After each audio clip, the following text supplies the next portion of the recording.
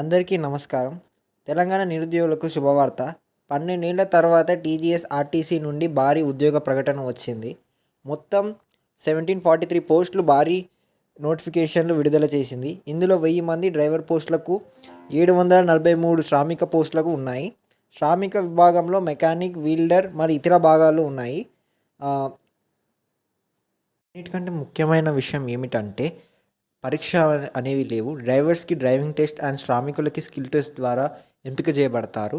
అలానే దీని age eligibility వచ్చేసరికి డ్రైవర్స్కి 22 నుంచి 35 ఏళ్ళ మధ్యలో ఉన్నవారు, అలానే శ్రామికులకి 18 నుంచి 30 ఏళ్ళ మధ్యలో వయసు ఉన్న వాళ్ళకి మాత్రమే ఆన్లైన్ దరఖాస్తుకి అనుమతి ఉంది. అలానే